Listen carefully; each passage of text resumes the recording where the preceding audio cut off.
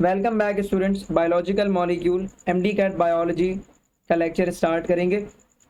सबसे पहला जो एमसीक्यू है बेटा, इस एमसीक्यू को सॉल्व करने से पहले आप ऊपर कार्ड को देख लो। बायोलॉजिकल मॉलिक्यूल के लेक्चर की लिंक आ रही होगी। जिसने अभी तक लेक्चर्स नहीं सुने तो वो पहले लेक्चर सुन लो, देन फिर पास पेपर करो तो ज़्यादा बेहतर फायदा होगा। पास पेपर से एमसीक्यूज रिपीट भी होते हुए अभी आपको नजर आएंगे, तो इसीलिए पास पेपर को अच्छे तरीके से सॉल्व करना भी जरूरी है। सबसे पहला एमसीक्यू है, how many different types of amino acids are found. कितने तरह के अमाइनो एसिड्स आपके पास आपको पता है या मौजूद हैं? तो there are 20 different kinds of amino acid. तो इसके लिहाज से ऑप्शन ए जो है हमारा वो सही हो गया। Next, glucose is the good source of energy because. बेटा यहाँ पर आपको एक बात का पता होना चाहिए कि ग्लूकोज से जो मेनली एनर्जी आती है वो बॉन्ड के टूटने से आती है, और कार्बन का हाइड्रोजन के भी साथ बॉन्ड मौजूद होता है ग्लूकोज में और ऑक्सीजन के भी साथ। लेकिन जिस बॉन्ड एनर्जी की वैल्यू ज्यादा होगी वहां से ज्यादा एनर्जी रिलीज होगी और मेनली वही एनर्जी कंसीडर होगी। तो एल्डिहाइडिक फंक्शनल ग्रुप के अंदर जो कार्बोनाइल कार्बन का ऑक्सीजन के साथ बॉन्ड है ये ब्रेक हो सकता है, या कीटोनिक फंक्शनल ग्रुप के अंदर जो कार्बन का आपके पास बेटा ऑक्सीजन के साथ बॉन्ड है ये जब ब्रेक होगा, या फिर कार्बन और ऑक्सीजन का बॉन्ड जो हाइड्रोक्सिल ग्रुप अटैच है वो जब टूटेगा, तो उसकी वजह से मेनली एनर्जी रिलीज होगी। तो एनर्जी ज्यादा क्यों रिलीज होती? Because has carbon linked to the oxygen. So option D. Next, which of the following is not a lipid. Lipid हम किसको कंसीडर नहीं करेंगे? वैक्सीज लिपिड है, पेप्टाइड्स ये बेटा प्रोटीन से रिलेटेड है। ये कब से हो गया? लिपिड से रिलेटेड, ठीक है। Next, which of the following compound is a protein. Riboflavin, adrenaline, cholesterol, haemoglobin. We all know कि हमारे पास जो ब्लड के अंदर आरबीसी है, रेड ब्लड कॉर्पसल है, इस रेड ब्लड कॉर्पसल के अंदर जो प्रोटीन पाई जाती है बेटा वो होती है haemoglobin, and that is the iron containing protein. So the option is haemoglobin. Next है बेटा, how many different kinds of nucleic acids are found in protoplasm. जिसने अभी तक सेल का चैप्टर नहीं देखा तो वो भी बेटा आपके पास उसकी भी लिंक बायोलॉजी जो है उसके एमडी कैट के जो चैप्टर्स हैं वहां पर जाकर के आप देख सकते हैं। प्रोटोप्लाज्म का टॉपिक मैंने बेटा वीडियो नंबर 1 में सेल स्ट्रक्चर एंड फंक्शन में बताया। प्रोटोप्लाज्म का मतलब होता है बेटा साइटोप्लाज्म, सही है, साइटोप्लाज्म, और साइटोप्लाज्म के साथ साथ सेल मेम्ब्रेन। तो पूछा गया है कि भाई यहाँ पर आपको कितने तरह का न्यूक्लिक एसिड मिलेगा? तो 2 तरह के मिलेंगे बेटा, number 1 DNA and number 2 RNA. इन दोनों के अलावा कोई और आपको न्यूक्लिक एसिड नहीं मिलेगा, तो ऑप्शन बी करेक्ट होगा, ठीक है। Next, the lipid molecule is composed of glycerol and fatty acid molecule. तो बेटा वी ऑल नो कि हमारे पास जो एक ग्लिसरॉल मॉलिक्यूल होता है उसके साथ 3 फैटी एसिड्स अटैच्ड हो सकते हैं। तो एक ग्लिसरॉल मॉलिक्यूल के साथ 3 फैटी एसिड अटैच होने का मकसद है रेशो जो है वो आएगा 1:3 का, एक ग्लिसरॉल और 3 फैटी एसिड, ठीक है।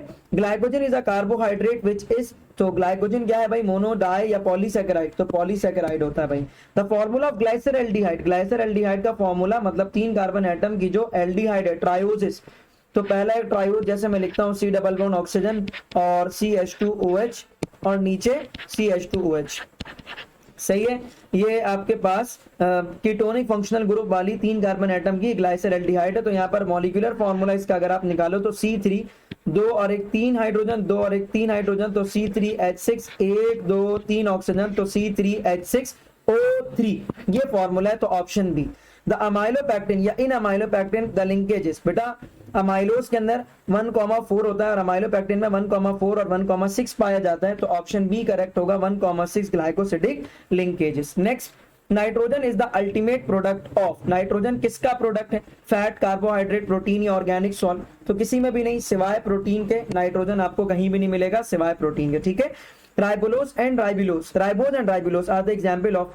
आपने डीएनए और आरएनए पर पढ़ा है बेटा, ये जो पेंटोज शुगर पाई जाती है वो होती है राइबोस या राइबिलोस, सॉरी राइबिलोस डीऑक्सीराइबोस या राइबोस शुगर आपको मिलती है। तो राइबोस या राइबिलोस कितने कार्बन एटम के हो गए भाई? पेंटोजिस से बिलोंग करेंगे, 5 कार्बन एटम से, ठीक है। Starch is stored in liver as sugar in stored in the liver as. Sugar जो है वो लीवर में किस शक्ल में स्टोर होगा?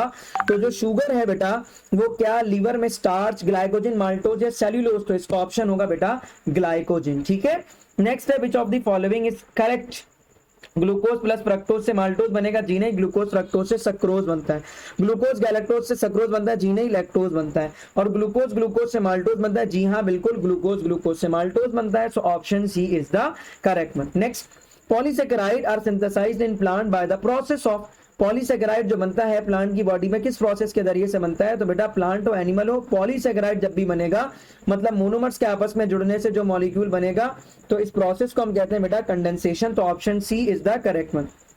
Next, the bond present between the carbohydrate unit, carbohydrate units के दरमियान जो बॉन्ड पाया जाएगा बेटा वो कौन सा बॉन्ड होगा? That is the glycosidic bond. तो बेटा यहां पर आकर के हमारा पहला पार्ट कंप्लीट हो गया। आई होप सो कि आपको वीडियो समझ आई होगी। कोई पॉइंट नहीं समझ आया तो कमेंट सेक्शन पर पूछ लीजिए। वीडियो को लाइक कीजिए लाजमी तौर पर, साथ में वीडियो को शेयर कर लीजिएगा। और अगर न्यू मेंबर हैं तो फिर तो ये दोनों काम करने के साथ साथ एक छोटा सा काम और करना है, और आपको सब्सक्रिप्शन के साथ साथ एक साइड में बेल आइकन है उसको प्रेस कर दो, ताकि जैसे ही नेक्स्ट वीडियो अपलोड हो फौरी तौर पर आपको मिल जाए। ठीक है बेटा, पास पेपर की अच्छे से प्रैक्टिस करो। इसलिए प्रैक्टिस करो क्योंकि पास पेपर से आपके पास अभी आप देखेंगे कि क्वेश्चन जो है वो रिपीट होते हुए आपको नजर आएंगे। तो इंशाल्लाह इसी में से कोई ना कोई पास पेपर का सवाल आपके भी पेपर में लग जाएगा। तो कमेंट सेक्शन पर इंशाल्लाह जरूर बोल देना भाई। ठीक है।